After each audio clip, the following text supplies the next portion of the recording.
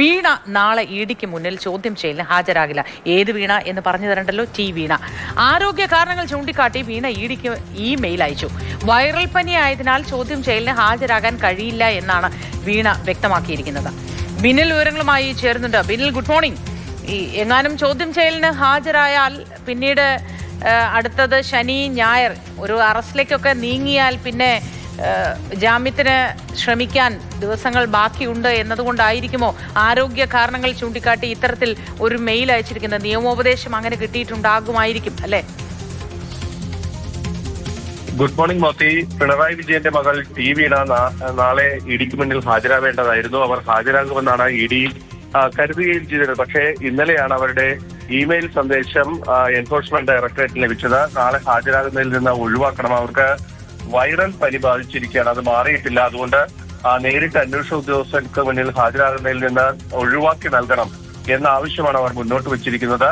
മറ്റൊരു തീയതിയിലേക്ക് സമൻസ് അയക്കാനുള്ള നീക്കങ്ങളായിരിക്കും ഇനി സ്വാഭാവികമായും എൻഫോഴ്സ്മെന്റ് ഡയറക്ടറേറ്റിന്റെ ഭാഗത്തു നിന്നുണ്ടാകുക.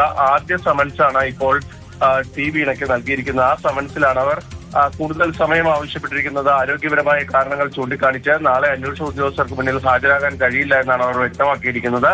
സ്വാഭാവികമായും അവരുടെ ഇമെയിലിൽ തുടർ നടപടികൾ എങ്ങനെ വേണമെന്നത് എൻഫോഴ്സ്മെന്റ് ഡയറക്ടറേറ്റാണ് തീരുമാനിക്കേണ്ടത്. അവർ അവരുടെ നിയമ വിദഗ്ധരുമായി കൂടിയാലോചിച്ച ശേഷമായിരിക്കും ഇക്കാര്യത്തിലൊരു അന്തിമ തീരുമാനമെടുക്കുക. സാധാരണ നിലയിൽ ഇങ്ങനെ ഒരു അവധി അപേക്ഷ കിട്ടിക്കഴിഞ്ഞാൽ അത് അംഗീകരിക്കാറുണ്ട്. പക്ഷേ ഈ കേസുമായി ബന്ധപ്പെട്ട് അവർ വേഗത്തിലുള്ള ചില നീക്കങ്ങളാണ് നടത്തുന്നത്. അതുകൊണ്ട് തന്നെ ബോധപൂർവം ഹാജരാകാത്തതാണോ അതോ മറ്റെന്തെങ്കിലും നീക്കങ്ങൾ ടി വീണ ആലോചിക്കുന്നുണ്ടോ തുടങ്ങിയ കാര്യങ്ങളൊക്കെ തന്നെ ഇഡി പരിശോധിക്കുമെന്ന കാര്യം ഉറപ്പാണ്. കാര്യം നാളെ വീണയെ ചോദ്യം ചെയ്യുക, അതിനുശേഷം തിങ്കളാഴ്ച മുതൽ CMRന്റെ ഉടമകളെയും ഉദ്യോഗസ്ഥരെയും ചോദ്യം ചെയ്യുക. ആ രീതിയിലായിരുന്നു എൻഫോഴ്സ്മെന്റ് ഡയറക്ടറേറ്റിന്റെ ആക്ഷൻ പ്ലാൻ അവർ തയ്യാറാക്കിയിരുന്നത്. അതിലാണ് ഇപ്പോൾ ടി വീണ ഹാജരാകാത്തത്. നേരത്തെ മോഫിൽ സൂചിപ്പിച്ചതുപോലെ നാളെ കഴിഞ്ഞാൽ പിന്നീട് ശനി ഞായർ ദിവസങ്ങളൊക്കെയാണ് വരുന്നത്.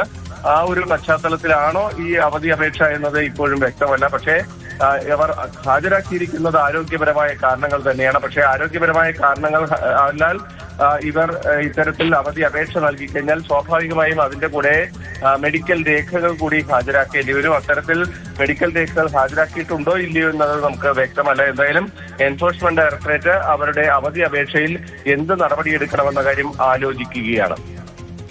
ശരി, ഏറ്റവും പ്രധാനപ്പെട്ട ഒരു കാര്യം, വെള്ളിയാഴ്ചയാണ് ഇഡി ഹാജരാകാനായി സമൻസ് അയച്ചിരുന്നത് വീണയ്ക്ക്. പക്ഷേ വീണ വെള്ളിയാഴ്ച ഹാജരാകില്ല എന്ന് ഇഡിക്ക് ഇമെയിൽ സന്ദേശം അയച്ചിട്ടുണ്ട്. വൈറൽ പനി ആയതിനാലാണ് ഹാജരാകാൻ കഴിയാത്തത് എന്നാണ് ഇപ്പോൾ വ്യക്തമാക്കിയിരിക്കുന്നത്. അത് എന്ത് കാരണത്താലാണ് വൈറൽ പനി എന്ന് സ്ഥിരീകരിക്കാൻ ഒപ്പം മെഡിക്കൽ രേഖകൾ ഹാജരാക്കിയിട്ടുണ്ടോ, തുടർ വിവരങ്ങൾ എന്ത്, ഈ വൈറൽ പനി എന്ന് പറഞ്ഞ് ലഭിച്ച ഈ സന്ദേശത്തിനെ അടിസ്ഥാനപ്പെടുത്തി അവർക്ക് അങ്ങനെ ഒരു അവധി നൽകാൻ ഇഡി തയ്യാറാണോ തുടങ്ങിയ കാര്യങ്ങൾ വരുന്ന മണിക്കൂറുകളിലൊക്കെ നമുക്ക് അറിയാൻ കഴിയുമെന്ന് വിചാരിക്കുന്നു. ബിന്നിലാണ് വിശദാംശങ്ങൾ പങ്കുവച്ചത്.